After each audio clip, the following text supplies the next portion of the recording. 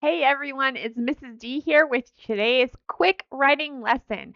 We are going to talk about how to make our writing more interesting. And one of the biggest tips for that is to add specific details. So this is not totally unlike the last lesson, which was show, not tell, but we're going to get a little bit more into depth on what details might look like. So specific details help the reader picture the moment. So when we're reading something and we get those pictures in our mind, it's because the writer is using specific details. So, for example, the dog ran. What do we see in our mind? Okay. What if we said the muddy golden retriever raced across the wet grass? That would be a lot different, right? Now we have a very clear picture of what's actually happening. How can we get from the dog ran to the detailed sentence? We want to ask questions that uncover the details. What kind? Which one? How? Where? Okay, what kind of dog was it? How did it run? Where was it? Was it in the front yard, in the backyard, on the street, in the grass? Okay, so we want to add those very specific details. And one thing to keep in mind is that we want to include the five senses. We want to know what we can see, what we can hear, what we can smell, what we can taste, and what we can feel. So just remember the five senses, and you will be able to add details to your sentences.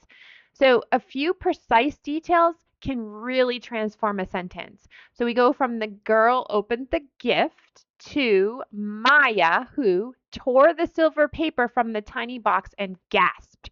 So, what sensory details do we have in here? We have who we can see and what we can see, the silver and the tiny, and what we can feel, tear of the paper, right? And gasp, that's something that we can hear. Now, notice we didn't include all five senses. So that's important. We don't want to pack too much into one sentence because the sentence can get heavy. All right, and so we can transform the bird went on the porch. How can we do that? How do we transform that? We're going to ask those questions. What kind? Which one? How and where? So let's walk through that together. We're going to build that picture one detail at a time. So first thing we do is we name it. The bird. It becomes the bright red cardinal. Choose that strong action is the next step. It went. Well, it actually darted, right? And then we place that action. Where did the movement happen? Across the snowy porch. So name it, use the strong action, and where did the action happen? So it's your turn now to turn this sentence into a more detailed sentence. The boy ate lunch. Ask questions like what kind of lunch?